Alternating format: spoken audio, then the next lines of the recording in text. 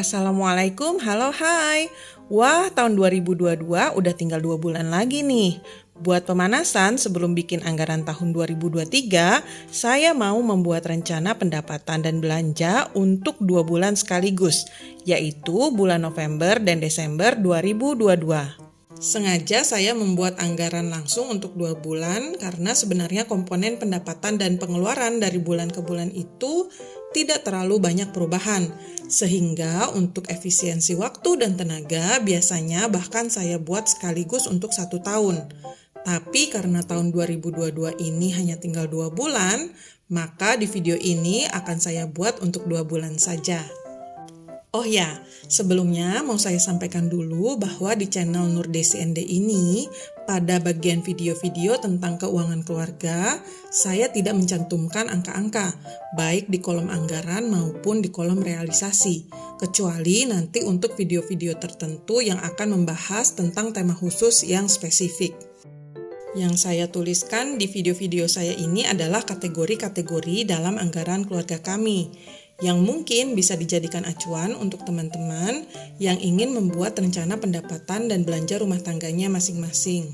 Setiap keluarga tentu memiliki jenis pendapatan dan pengeluaran yang berbeda-beda ya, karena ada perbedaan pekerjaan, usia, aktivitas, jumlah anak, lokasi tempat tinggal, jumlah tanggungan, dan lain-lain yang pastinya akan mempengaruhi pola pendapatan dan pengeluaran masing-masing keluarga. Di sini terlebih dahulu saya akan membuat tabel-tabel yang diperlukan untuk pencatatan keuangan keluarga saya. Oke, sekarang saya akan membuat tabel cash in, yaitu tabel untuk kelompok pendapatan. Pada setiap tabelnya disertakan kolom deskripsi untuk menjelaskan jenis anggarannya, kolom anggaran yang merupakan nominal perkiraan pendapatan maupun pengeluaran, serta kolom realisasi bulan November 2022 dan realisasi bulan Desember 2022. Untuk nilai realisasi ini nantinya akan berupa rekap dari pencatatan harian keuangan keluarga kami yang pencatatannya menggunakan aplikasi Bluecoins. Setting aplikasi Bluecoins akan saya perlihatkan di video selanjutnya ya. Pada tabel pendapatan ini ada pendapatan Abi, yaitu pendapatan suami saya, pendapatan Mama yang merupakan pendapatan saya, dan pendapatan lain-lain. Tidak terlalu didetailkan, jadi nanti di sini akan ditulis jumlahnya saja. Untuk rencana pendapatan detail akan saya buat di anggaran 2023 di video terpisah ya. Selanjutnya adalah bagian cash out. Ada beberapa kelompok pengeluaran yang saya buat di tabel-tabel terpisah untuk memudahkan rekapnya nanti. Sebelumnya, untuk memudahkan membuat tabel pengeluaran-pengeluaran ini, saya sudah membuat list kategori pengeluaran dan saya ceritakan di video yang linknya bisa diklik di atas atau di description box ya. Yuk kita mulai di kelompok pengeluaran yang pertama, yaitu tabel operasional stabil. Ada listrik, PAM, WiFi, handphone, gaji teteh, gas, galon, maintenance AC, maintenance taman, arisan-arisan, dan hiburan rutin berupa langganan Netflix. Salah satu manfaat dari mendetailkan anggaran ini adalah membuat kita lebih sadar saat melakukan pengeluaran, atau bahasa kerennya adalah mindful spending. Mindful spending ini buat kami merupakan bagian dari mengamalkan Al-Quran surat Al-Furqan ayat 67 yang terjemahannya berbunyi, dan orang-orang yang apabila membelanjakan harta, mereka tidak berlebihan dan tidak pula kikir, dan adalah pembelanjaan itu di tengah-tengah antara yang demikian. Jadi mindful spending ini membantu kita untuk lebih bijak membelanjakan harta agar tidak terlalu berlebihan tapi juga tidak kikir karena mempertimbangkan nilai barang berbanding dengan harga dan kesesuaian fitur yang dibutuhkan. Selanjutnya ada tabel operasional dinamis. Di kelompok pengeluaran ini ada bahan makanan harian, buah, daging, toiletries, cairan bersih-bersih, prokes, obat dan suplemen, ojek online, biaya admin, dan biaya tak terduga. Pengeluaran stabil dan pengeluaran dinamis ini saya pisahkan rekening dananya untuk menjaga agar tidak ada tagihan atau iuran yang kehabisan dana akibat pengeluaran dinamis yang kebablasan. Untuk rekening-rekening yang saya pakai dalam keuangan rumah tangga kami, bisa dilihat di link di atas ya. Untuk tabel kendaraan, terdapat pengeluaran berupa bensin, parkir, e-tol, cuci mobil, cek angin, dan cek oli. Untuk 2 bulan ini tidak terdapat rencana pengeluaran servis berkala dan pajak kendaraan. Dikarenakan servis berkala di tahun 2022 ini sudah dilakukan dan pajak kendaraan tahun ini sudah dibayarkan. Tabel pengeluaran anak-anak didominasi oleh pengeluaran sekolah.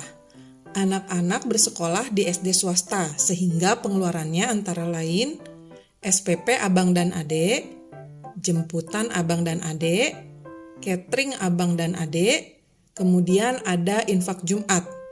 Alhamdulillah di sekolah anak-anak ada program infak setiap hari Jumat. Jadi anak-anak sudah membiasakan diri berinfak sejak dini. Pos pengeluaran selanjutnya adalah uang saku. Untuk uang saku hanya budget abang saja, karena adik belum diizinkan membawa uang saku ke sekolah. Next, ada pengeluaran untuk les mengaji, les baca, tulis, dan berhitung, kegiatan futsal, renang, serta pengeluaran untuk mainan dan buku. Tabel pengeluaran mama ini maksudnya adalah untuk pengeluaran pribadi saya ya. Dalam budgeting rumah tangga bulanan ini, saya tidak membuat tabel pengeluaran Abi atau suami saya. Karena suami saya mengelola pengeluaran personalnya secara terpisah, jadi memang tidak saya breakdown di anggaran yang saya buat dan saya kelola. Pengeluaran saya antara lain adalah biaya aktivitas, ini untuk segala pengeluaran dalam aktivitas personal saya, seperti untuk silaturahim. Personal growth, ini pos yang penting untuk saya karena saya sangat suka untuk ikut kelas atau workshop, baik itu online maupun offline. Personal treatment, pos ini untuk segala hal yang diharapkan dapat meningkatkan kualitas fisik, seperti bekam, salon, atau olahraga. Dan personal spending yang sebenarnya sih bisa disimpulkan sebagai uang jajan. Tabel give and save ini adalah untuk alokasi zakat, infak dan sedekah, hadiah, dana darurat, tabungan pendidikan, tabungan pensiun, dan tabungan produktif. Dalam Islam, tentang menabung untuk pengeluaran masa depan atau future spending, salah satunya disampaikan dalam hadis yang terjemahannya berbunyi, simpanlah sebahagian daripada harta kamu untuk kebaikan masa depan kamu, karena itu jauh lebih baik bagimu. Hadis riwayat Bukhari. Wah, asyik ya. Jadi menabung pun sejalan dengan ajaran agama Islam nih. Untuk quality time keluarga di akhir tahun ini, tidak ada rencana aktivitas yang membutuhkan budget besar. Karena biasanya pada akhir tahun, load kerja abinya anak-anak cukup tinggi. Dan tempat liburan pun relatif penuh dan harganya lebih tinggi dari bulan-bulan lain. Jadi, aktivitas leisure selama 2 bulan ke depan rencananya adalah makan di luar, nonton kalau ada film yang bagus sesuai usia anak-anak, olahraga pekanan biasanya antara badminton atau berenang, dan jalan-jalan di dalam kota saja. Untuk bulan November 2022 dan seterusnya, pencatatan arus kas harian akan saya lakukan pada aplikasi Blue Coins. Dan rekap realisasinya akan saya catat di kolom realisasi November dan Desember 2022 pada tabel di video ini untuk dijadikan bahan evaluasi.